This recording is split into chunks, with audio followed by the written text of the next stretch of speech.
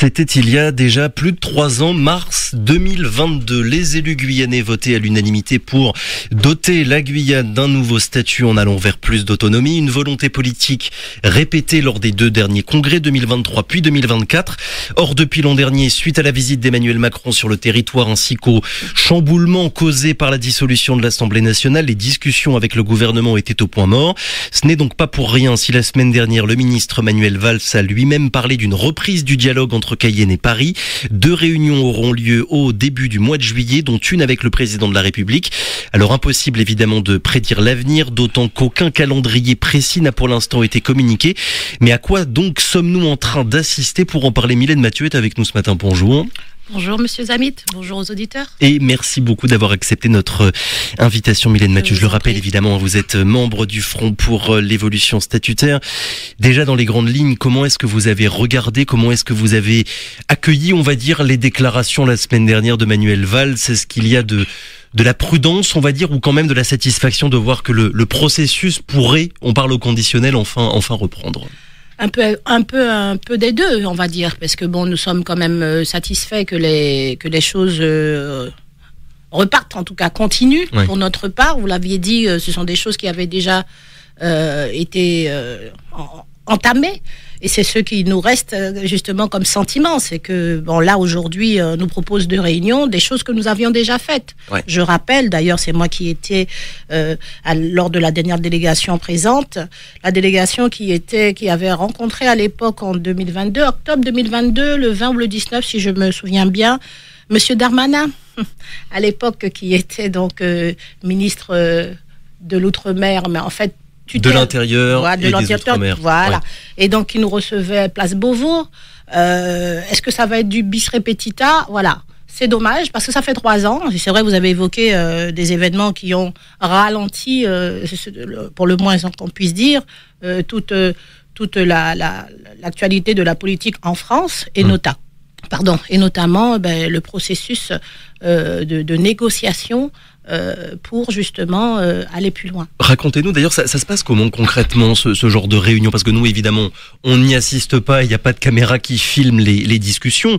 Autant on voit les déclarations qui peuvent être faites ici en Guyane par les ministres quand il y a des déplacements, autant ce qui se passe à Paris dans les alcôves de certains ministères, parfois on peut avoir du mal à se représenter. À quoi est-ce que ça ressemble finalement? De quoi est-ce que vous vous souvenez, Mylène Mathieu? Je me souviens très bien, il s'agit d'une réunion de travail. Ouais. Enfin nous on le prend comme ça en tout cas.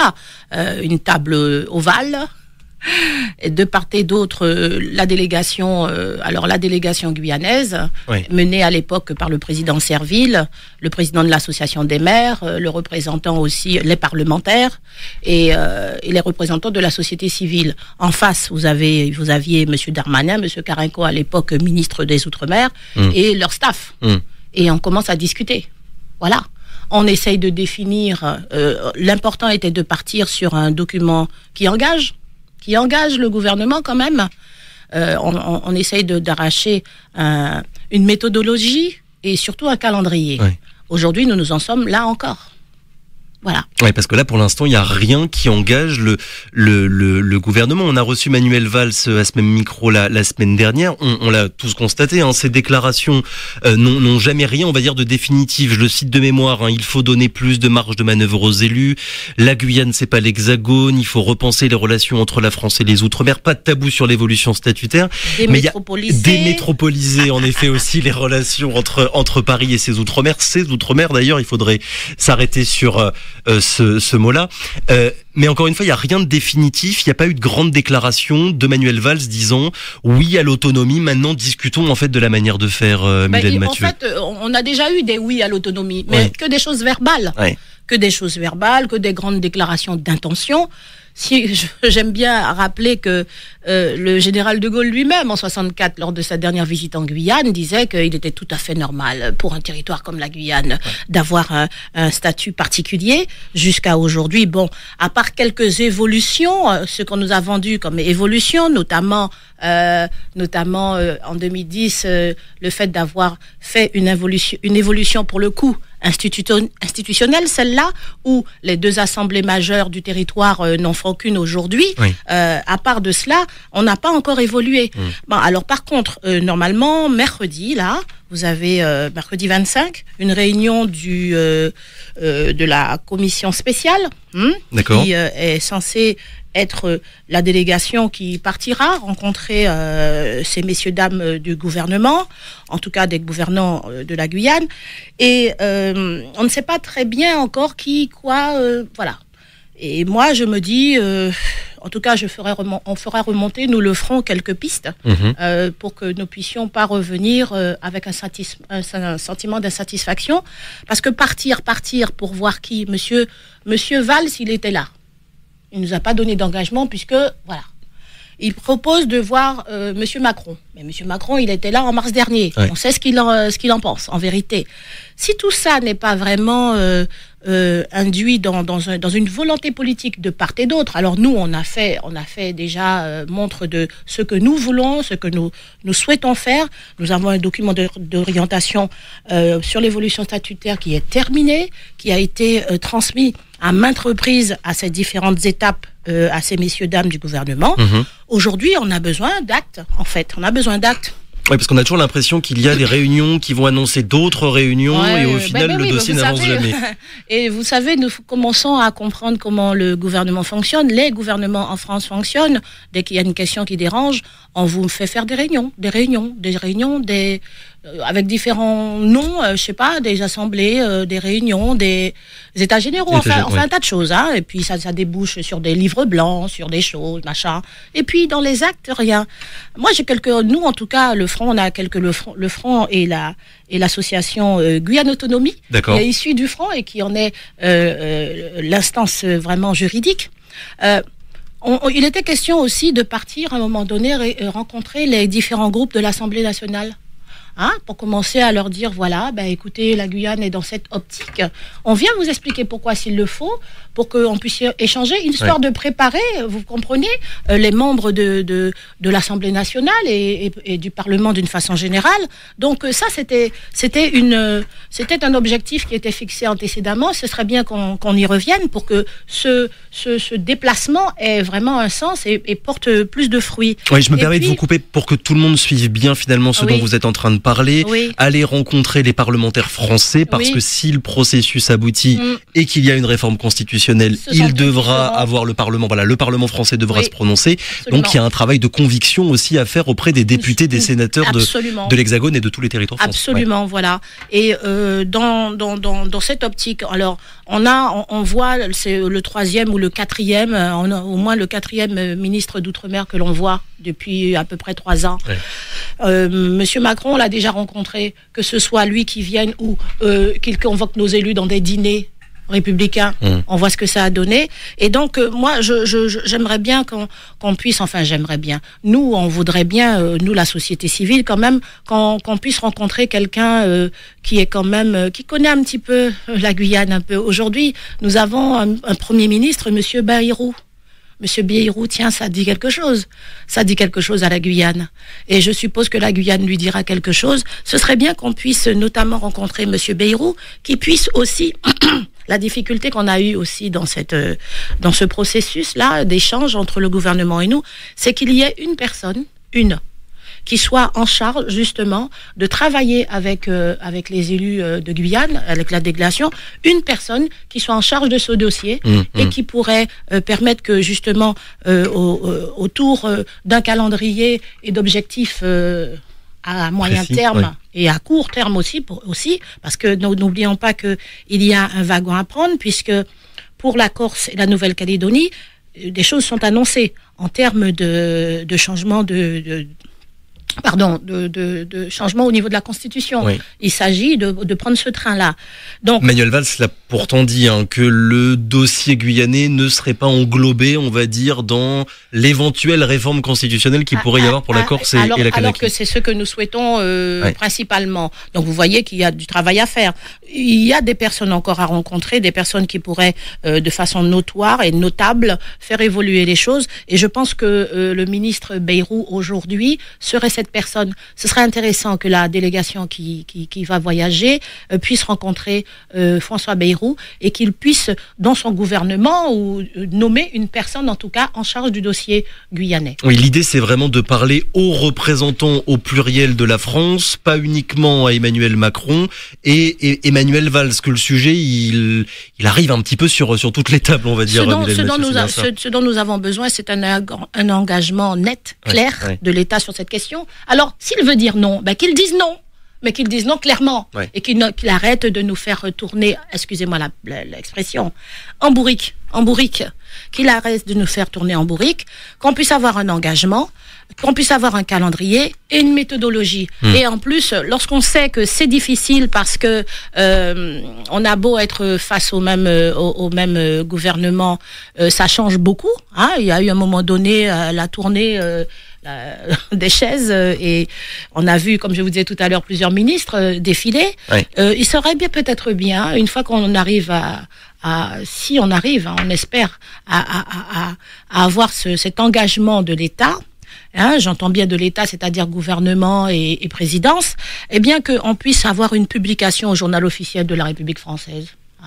Je me rappelle que si aujourd'hui on peut encore s'accrocher aux accords de Guyane, à l'accord de Guyane, c'est parce que justement, il y a quelqu'un, d'ailleurs, nous le saluons, nous lui souhaitons prompt rétablissement, Monsieur Serville, qui à l'époque était député et qui a, lors des débats qui ont eu lieu à la suite des mobilisations phénoménales que l'on connaît, historiques, je vais dire, en 2017, pensé à demander à ce que ce soit inscrit au journal officiel. Je pense qu'il faudrait faire comme ça, il n'y a pas moyen. Qu'il y ait une forme d'engagement et qu'on sorte de la promesse promise un petit peu à plus tard. Oh oui, bien sûr. Bien sûr.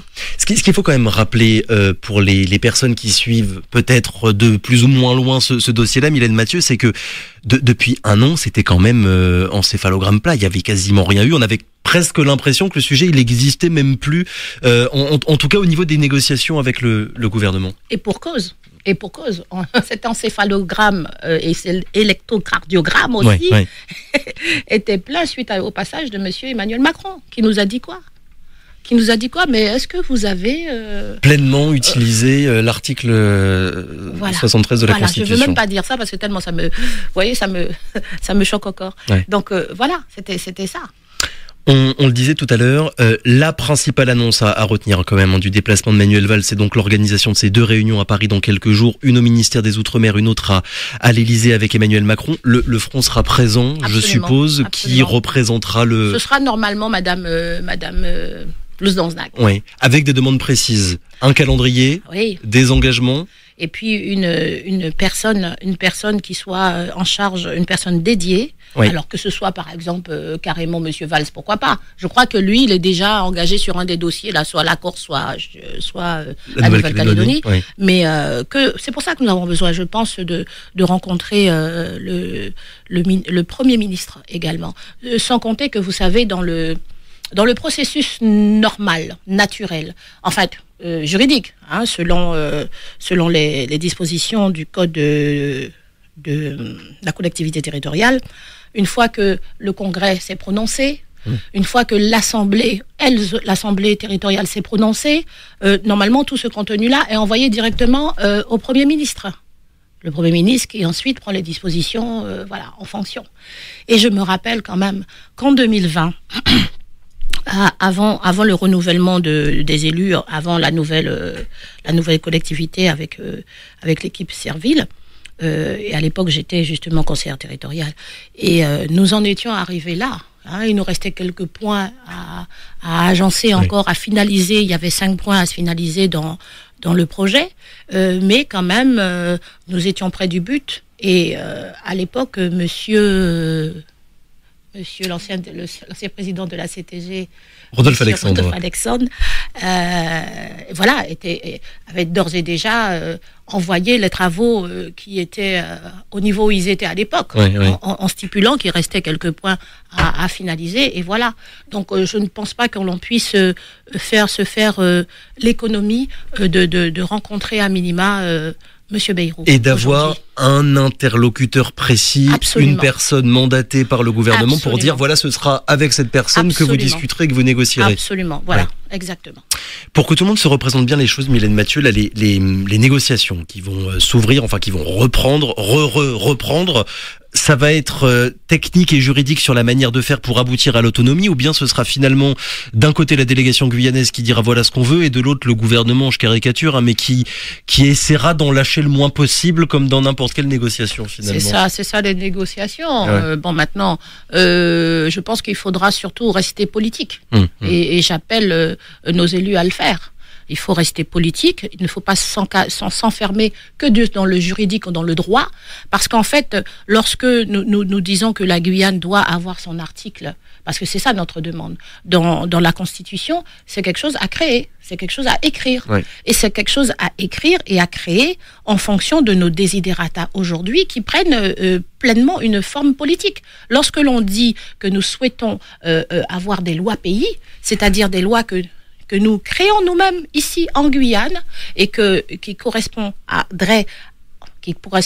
je préfère, à nos réalités en Guyane, à nos réalités guyanaises, eh bien ça, c'est quelque chose à créer. Donc, ne pas s'enfermer, ne pas s'enfermer dans le purement juridique, dans le droit tel qu'il est aujourd'hui, parce que le droit, il faut l'écrire encore pour la Guyane. Est-ce que quand même, le point positif, c'est de voir que, oui, évidemment, il y a parfois des désaccords entre les élus ici en Guyane. On se souvient du congrès l'an dernier sur la question notamment de la représentation autochtone, mais au moins face au gouvernement, le message qui est renvoyé et qui a encore été répété la semaine dernière, c'est consensus de la classe politique guyanaise. Est-ce que oui, bien sûr, le consensus a été atteint à plusieurs reprises à l'unanimité.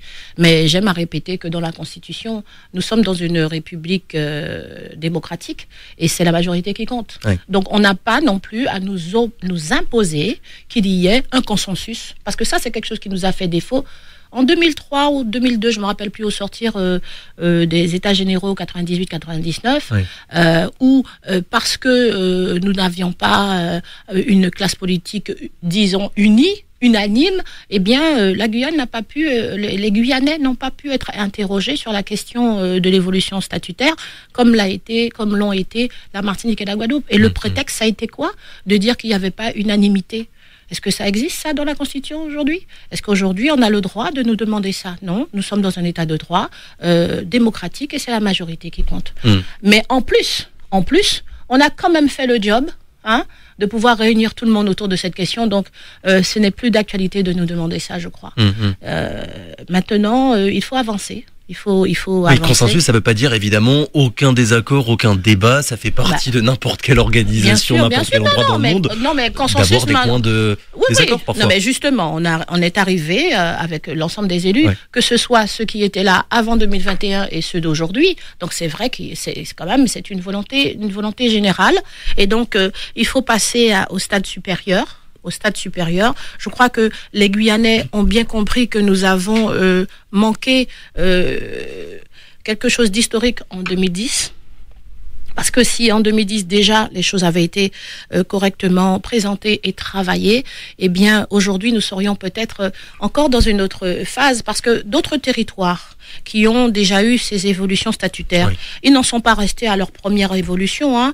Si par exemple on parle de, je sais pas moi, Saint-Pierre-et-Miquelon, ils ont changé de statut depuis plus de 20 ans. Ça a évolué au fur et à mesure. Et jusqu'à présent, on n'a pas entendu parler de ça parce que ça n'a pas fait de grabuge. Pourquoi en Guyane, c'est si compliqué? Alors que nous sommes aussi, écoutez, des citoyens français. Nous avons droit, comme tous les autres territoires, à pouvoir, pourvoir au développement endogène de ce territoire avec tous les atouts que nous avons. Malheureusement, jusqu'à présent, nous n'avons pas pu compter justement sur le gouvernement pour pouvoir être à minima à la hauteur de nos autres départements d'outre-mer. Il suffit de voir, vous faites à 2000 km de Martinique et Guadeloupe, il y a quand même un gap, ne serait-ce qu'au niveau infrastructurel. Vous voyez ce que je veux dire? Donc, il faut vraiment... il faut qu'on puisse avancer sur cette question. Nous avons envie de pourvoir notre territoire du statut qui lui permettra, écoutez, de relever les enjeux qui lui sont propres, et puis qui sera manié par les meilleurs experts pour la Guyane, c'est-à-dire les Guyanais.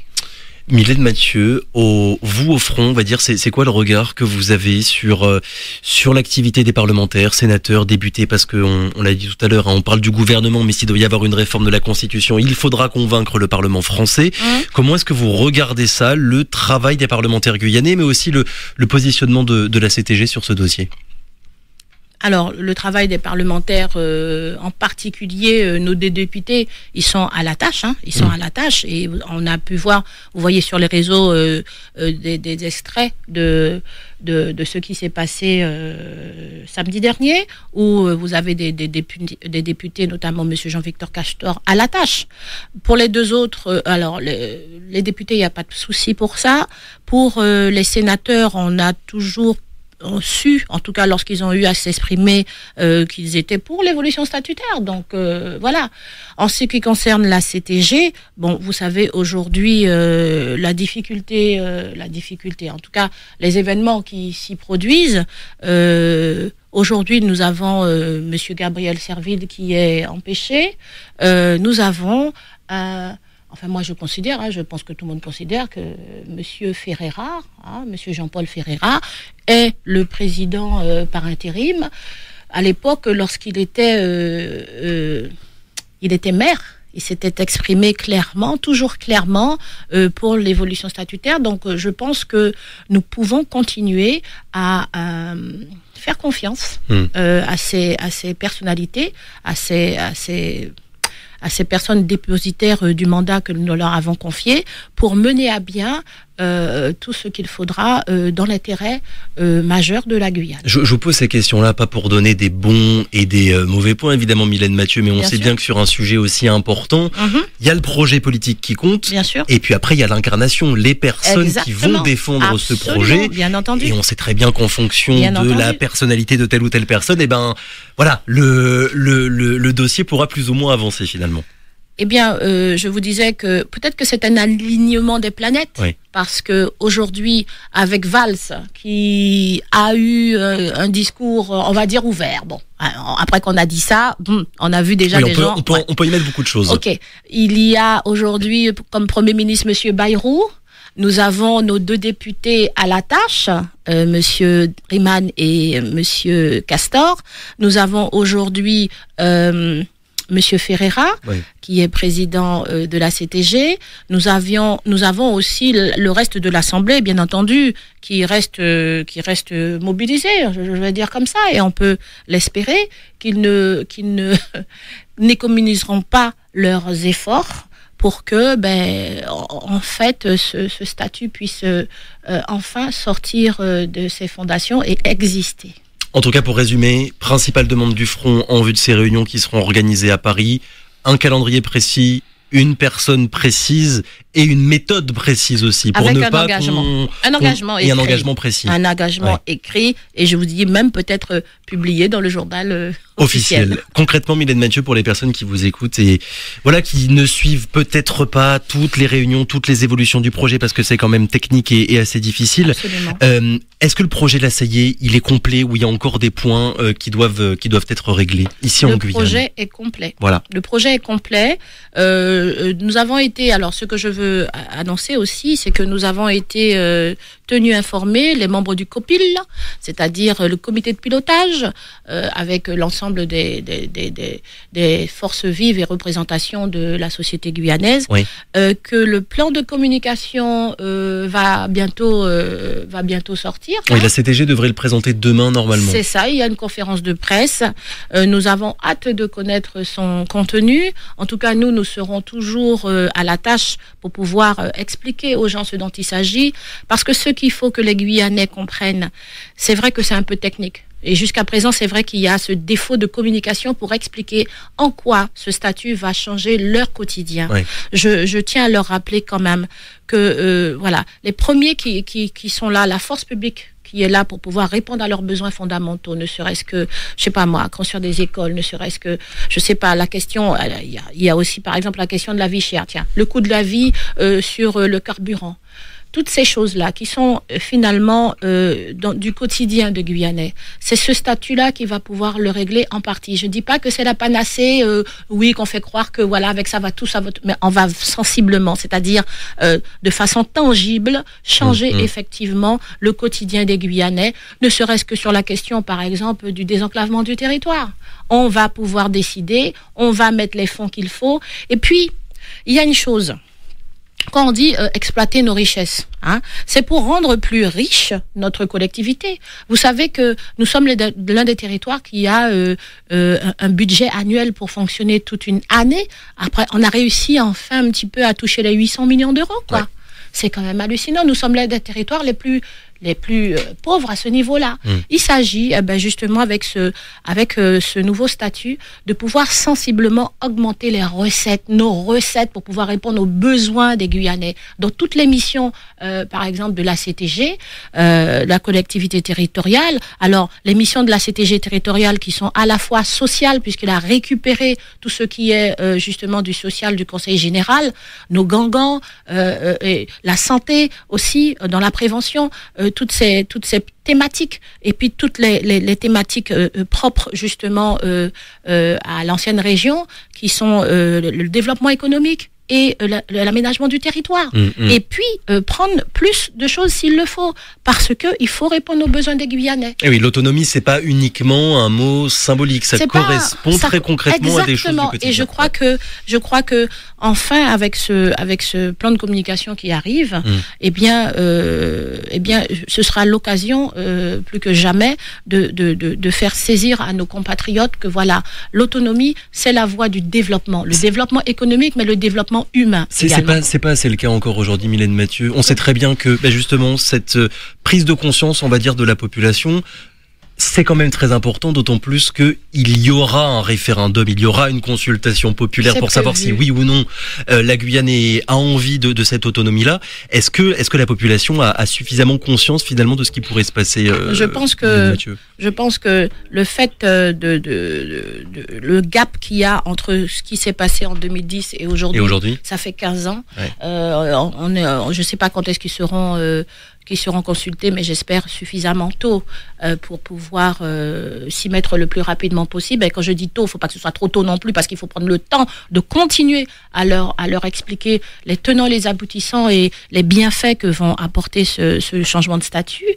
Voilà, je pense que les Guyanais, avec tout ce que nous avons traversé, avec 53% de la population en dessus du seuil de pauvreté aujourd'hui, je pense que si on leur dit qu'il y a une voie de développement économique ici, une voie de développement humain ici, une voie de développement infrastructurel pour notre Guyane ici, et que nous avons les bonnes personnes pour leur expliquer, je crois que oui, on sera ensemble sur cette question. Et on s'arrêtera là-dessus. Merci beaucoup Mylène Mathieu d'avoir été avec nous ce matin. Je le rappelle, donc membre du Front pour l'évolution statutaire, le Front qui fera partie de cette délégation qui partira donc à Paris dans quelques jours. Merci encore. Je vous en prie. Très bonne journée. Merci aussi.